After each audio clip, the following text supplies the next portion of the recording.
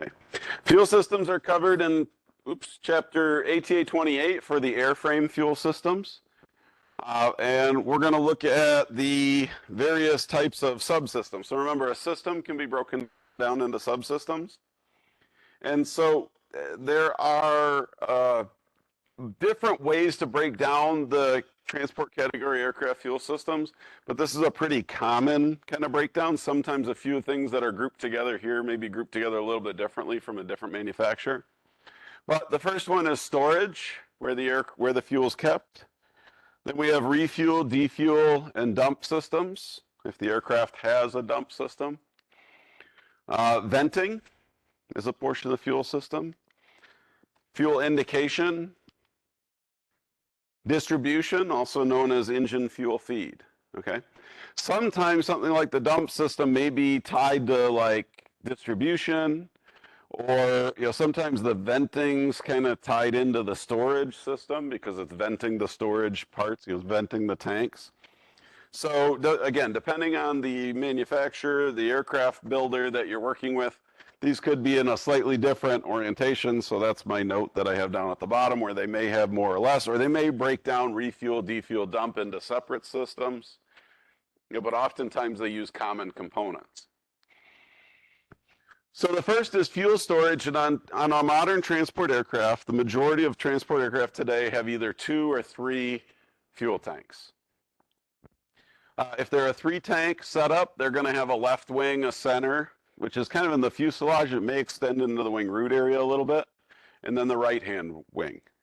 If you have a 2-tank setup, you have a left and a right wing, and often those will extend down underneath the fuselage itself. Okay, so a 3-tank setup, this is a 2-tank setup they show here, but again, the 3-tank setup, the wings, but the center tank extend into the wings a little bit, into the root. Whereas a 2-tank setup, the wing tanks are going to extend down into the belly underneath here, and they may come right to the center line, right to the keel beam of the aircraft, depending on the design. Okay. And then some aircraft, especially long-haul aircraft, things that are going to fly long distances, may have additional auxiliary tanks, and these can be known as saddle tanks. Imagine, if you know everyone I'm sure knows what a horse saddle looks like. You can think of a fuel tank that kind of has the same shape, that would wrap over, usually it's just in front of the vertical stab or just under, right around the front of the vertical stab, just in front of the horizontal, kind of a saddle-shaped tank at the back of the fuselage. Horizontal stabilizers can also be used as a tank in larger aircraft that need that additional capacity. There are some minor tanks that we're going to be looking at as well. So we have things called collector tanks. And they're typically near the center line or the wing root area. They're going to be located near the lowest point of the tank, of the main tanks. And then surge tanks are going to be out at the wingtip area. So there's a surge tank shown there. And those kind of become the dividing line. Those tie a lot into the venting system as well to allow air in and out of the tanks. We need to allow air in and out of the tanks as that volume of empty space changes, but at the same time, we don't want fuel to leak out of the tanks in that process. So those surge tanks are a big part of that. So here's a little bit bigger view of it. Again, this is a 2-tank aircraft that's roughly divided in half. Collector tanks in the middle at the lowest point. The main tanks here do extend down into the fuselage a little bit. And then those little surge tanks out in the wingtip area. So the tanks themselves, the main tanks, are going to be divided into various bays. Okay, they're not just going to be one big opening. Part of it might be, they're in the wings. There's going to be ribs that have to support the wing structure, right? But then the ribs themselves are going to have lightning holes, not lightning crash boom, but lightning to make less weight, right? That makes one tank area. But those bays also have a secondary purpose, and that is when you have fuel in these big wings, if the plane rolls a little bit, having bays in there, they're going to serve as baffles to keep that fuel from sloshing side to side. Fuel sloshing inside of a wing, if it's not baffled correctly, can the wave that travels through can produce enough force that it can actually damage the structure. So that was what happened with one of the crashes of the Concords. Anyone's familiar with the Air France Concorde that crashed just after takeoff? That one it was traveling down a runway. There was a piece of metal from the previous aircraft that took off. When the Concorde hit that piece of metal, it ruptured a tire. That tire flung up, it hit the bottom surface of the wing, and the tire itself did not puncture the wing, but it sent a shock wave through the wing that when that shock wave sloshed around, it actually it popped the wing, so to speak. That shock wave causing the fuel to move, it popped a hole, and then fuel came out right behind the engines and caught fire and then caught the fuel tank on fire. So it wasn't the actual piece of FOD hitting it, it was that shock wave going through. And so they did release a repair. They did try to refit those aircraft.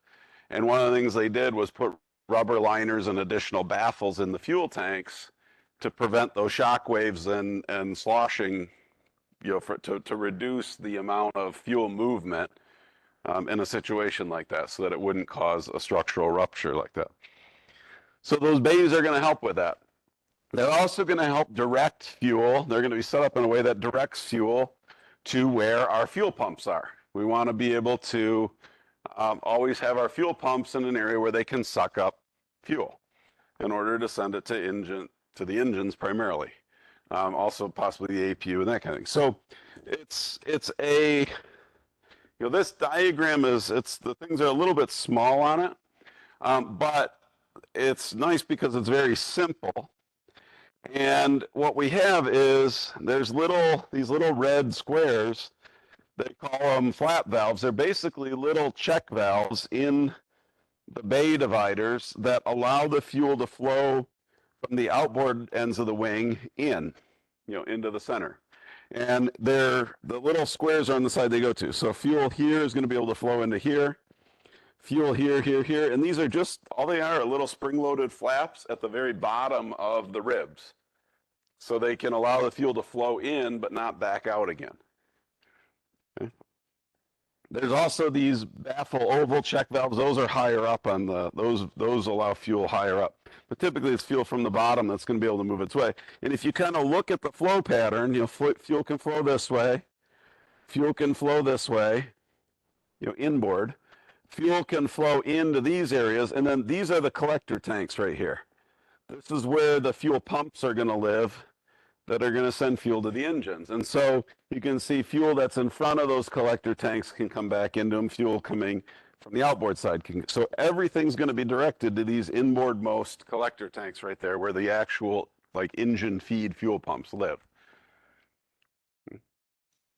And consequently, if the plane rolls, that fuel is not going to be able to slosh back out towards the wingtip as easily.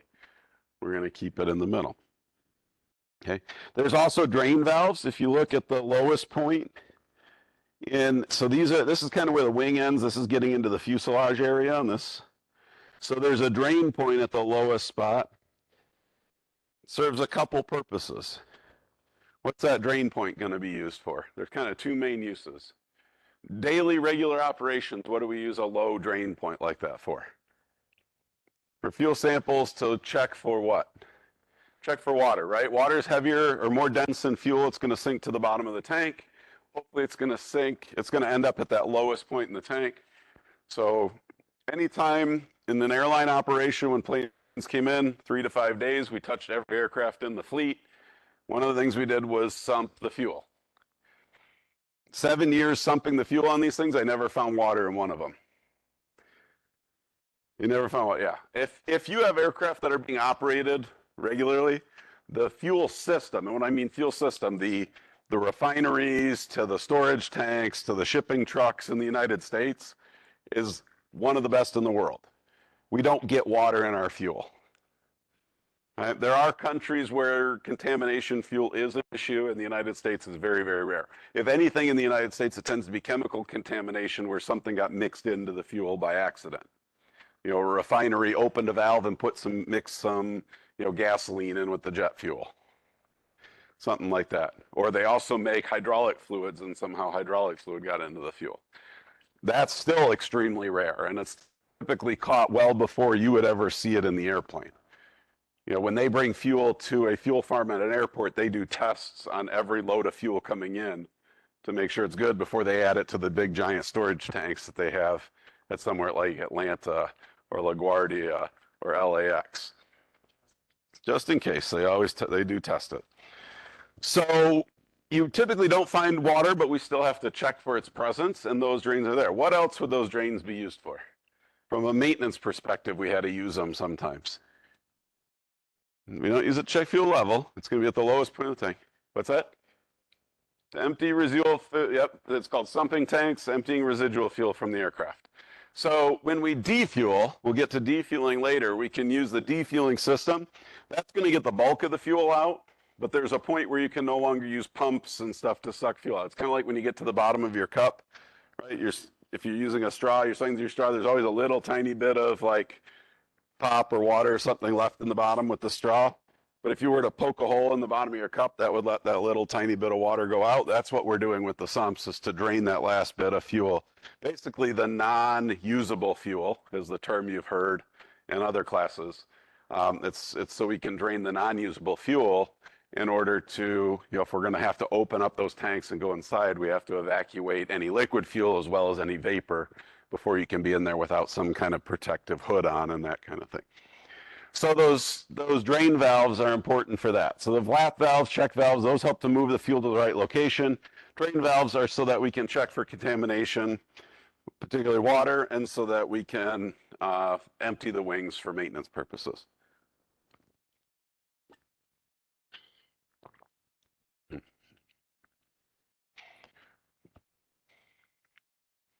On this aircraft, they show the grounding receptacle here too. That's the spot where you can hook up a little wire for refueling. These are refueling points, but again, this is a very, very simple diagram of a aircraft fuel storage system. Okay. We need to be able to get fuel on and off the aircraft, and here's a picture of a plane that's being fueled using what's called a single point or pressure refueling system. This is at a large airport where they actually have underground, this is a big pump cart. There's underground tanks and distribution piping where they're sucking fuel out of an underground system, and they're able to bring it up. In this airplane, they show the right wing. Some airplanes have this in the right wing, some it's in the left wing, some they have them in both. Large aircraft may have 2 fueling points in both wings, like the 777 has 4 spots where you can hook up a fueling cart in order to get fuel on board, 2 on the left, 2 on the right. But when you have these, you're going to have to control where the fuel goes. So somewhere on the aircraft, there's going to be some kind of a control panel to operate the valves. Now, when we go out on the 727, you'll see an old analog control panel. New aircraft are going to have digital, and here's an example of a 3-tank aircraft control panel. Here's an example of a panel on a 2-tank aircraft. They have the ability, you want to be able to check your lamps and indicators, right? So there's a test, there's lamp test switches on here. And then you have different switches for doing things. This panel, basically you tell it, you set how much fuel you want, and it automatically divides it equally between the 2 wings.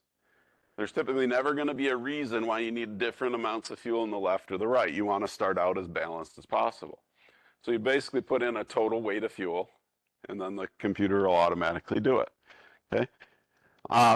There's a valve that indicates if the fueling valve, or there's a light that indicates if the fueling valve's closed, left tank, right tank.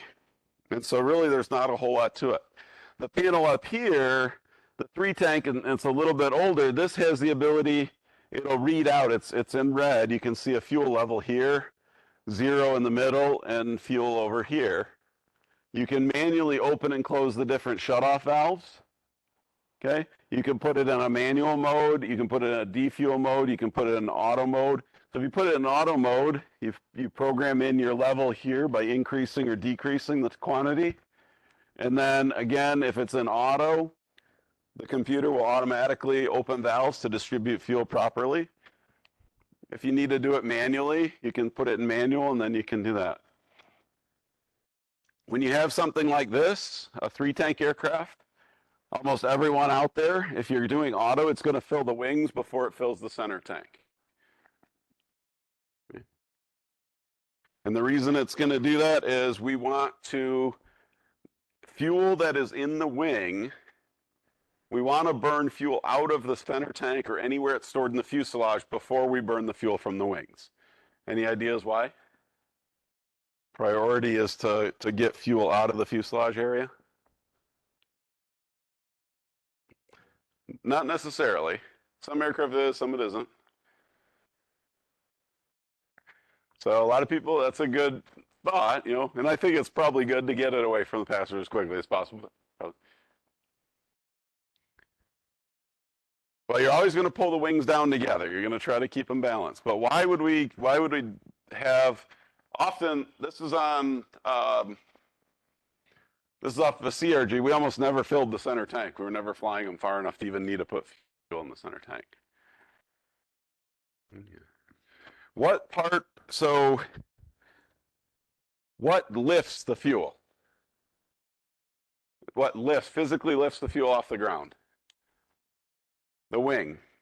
The wing of the aircraft lifts the aircraft, it lifts the fuel, it lifts the passengers, everything else. Exactly. If fuel is in the center, your wing is connected to your fuselage, right? It has to lift at that joint where the wing connects to the fuselage. Anything that's in the fuselage has to be lifted by the wing. Okay, it puts extra stress on that wing joint. But if your fuel is in the wing itself, it's the lifting body that's picking it up. So fuel in the wings does not put stress on the wing to fuselage joint. Any weight that's on the aircraft, in the aircraft fuselage, fuel for instance, adds additional stress to the wing to fuselage joint. So typically a plane's going to, and this is not the 727 by the way, the 727 has a bigger belly tank than anything else, but that's because it's a 3-engine aircraft. But on a twin-engine aircraft, your wings are typically going to be your primary fuel tanks. Anything fuselage, center line, or tail is going to be a secondary fuel tank. Now on a 2-tank aircraft, that wing and fuselage are all kind of one box, so you don't have as big of a concern with it. So that's why you see fuel on the left and right here, but nothing in the center. Okay? The other thing you'll notice is this has a placard that's riveted on that says pounds. This one, where's the pounds placard on here? This is a generic, so they don't show it. But your fueling panel is going to be labeled. It is a requirement that you have that there. There were a couple accidents back in the day where there was confusion between pounds and kilograms. If you fuel a plane in kilograms, what's going to happen? It's going to be what? So if I say, you know,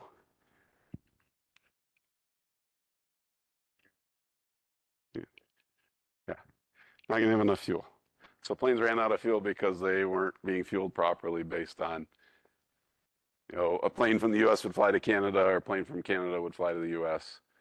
So you have to pay attention to that. Okay. So that's controlling on the aircraft side. For the actual connection, we have the hoses look like this on the end. So the hose, this is the end of the hose would go off towards the top. The aircraft receptacles here on the right, the only part you would see on the outside is this flange right here on the left. Okay, that's what you can see. There's 3 keyways here. They go over the 3 keyways here, the 3 keys. So this goes on and it turns clockwise to lock in place.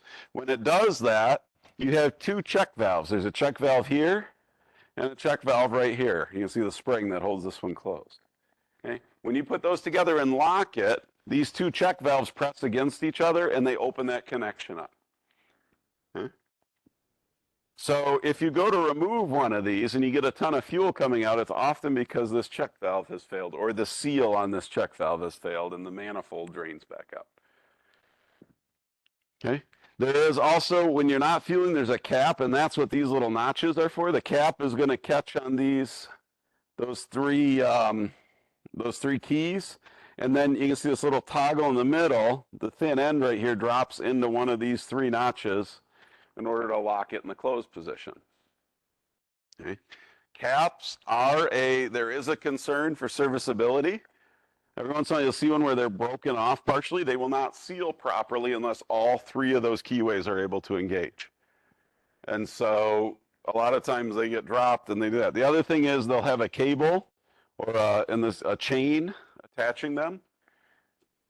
What do you think that's for? And I'm going to tell you right now, there's two purposes. So one's easy. Why do you think we put a chain on there? You don't want to lose it, okay?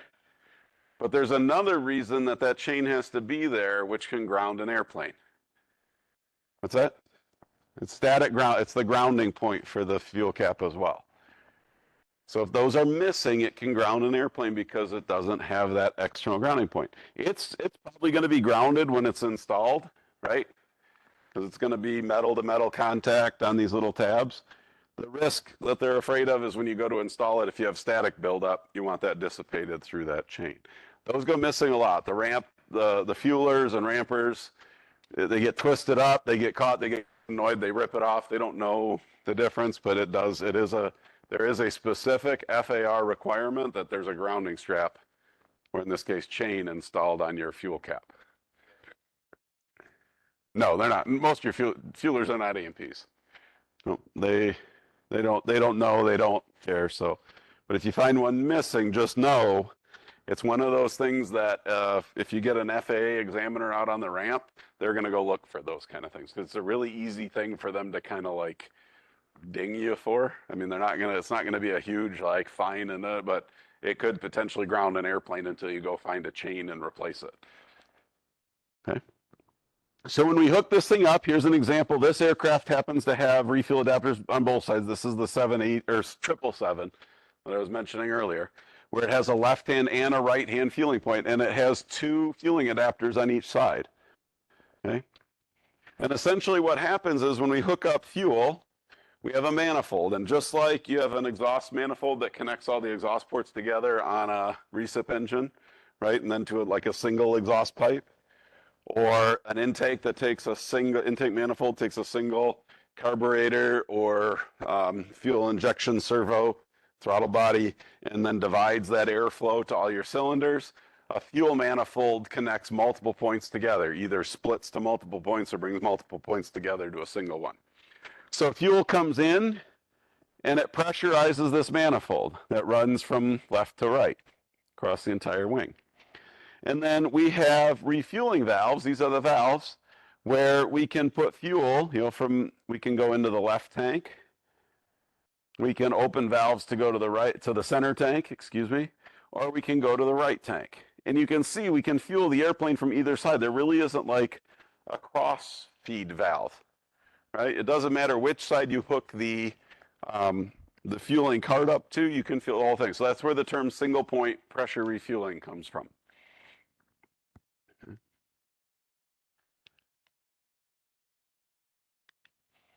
This is also the jettison system.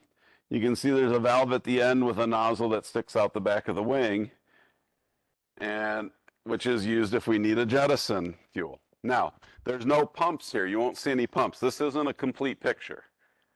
What's missing from this is this point right here is where we can connect our refuel, defuel, jettison side to this goes up and it goes to our pressure fuel, the engine feed side. So we can use our engine pumps if we open those valves to jettison fuel.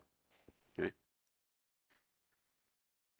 The reason we have a jettison system is if a plane's, I just looked up the reg recently. If a plane's maximum takeoff weight is, I can't remember if it's like 5 or 10% higher than its maximum landing weight, you have to have a jettison system to be able to get it down to landing weight within 15 minutes. Okay. Because you can't burn the fuel off enough to do a go around and come back to the airport. Okay. So that's where the jettison system comes in, is in a case where a plane takes off and immediately has to do a return to field. They have to be able to return to field at maximum landing weight or below within 15 minutes in order to, and they have to have that. If a plane can burn the fuel off, or if their max landing weight isn't that much less than their max takeoff weight, then they may not need a jettison system. But most large aircraft are going to have one. Now, airlines really, really do not want to use the jettison system. So it can be a case where a plane takes off, it may not have to return to field right away. It may not be able to continue on its trip, but if it has to return to the field, they may have to sometimes circle for an hour or 2 hours to burn off fuel. And they're going to do that over jettisoning if it's not something where they immediately have to get back down on the ground.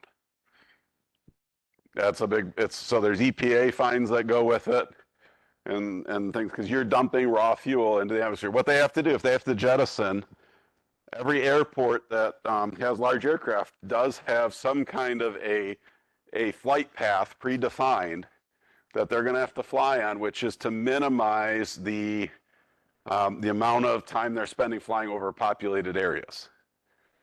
So East Coast, they typically fly out over to the ocean or over a bay. Other areas, they'll fly into kind of rural areas, and then they'll do the jettison. They're not supposed to jettison over populated, like high population centers.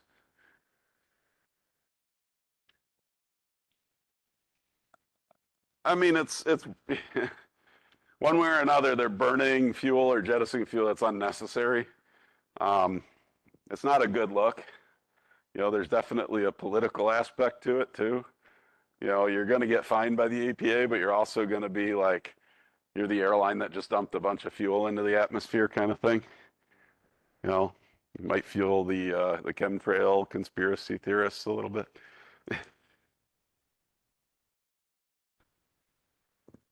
Okay, so yeah, you don't want to crop dust the elementary school kids. That's yeah, we don't drop ammo cans in the civilian world, hopefully, but. Mhm. The nozzles. So the requirements. If you go read the regulations regarding the nozzles, they have to be in an area where it's going to move that fuel free of the aircraft, where there's no risk of it, say, being ignited by exhaust, for instance. And that it also specifies not only it has to do it in any configuration of flight controls. So it doesn't matter if flaps are up or flaps are down. Flaps up and down is going to change airflow over the wings. They have to prove, and they actually have to do test flight type item, or they have to do like wind tunnel testing and stuff to show that when they change the wing, especially the flap and slat configuration, it's not going to like suck the fuel inboard. So it has to stay clear of the airframe, any kind of ignition sources. It also has to stay clear of any potential for getting into the cabin area. So like if it were to somehow get sucked into the front of the engine, it's probably not going to hurt anything, but that would contaminate the bleed air coming off the engines, and then it would end up in the cabin. So there are specific requirements, and so typically where you see the nozzles is way out at the tips of the wings, because they're back and they're far away from the fuselage and they're not near the engine exhausts, and so that's where most of them, everyone that I'm familiar with, it's out at the wingtips.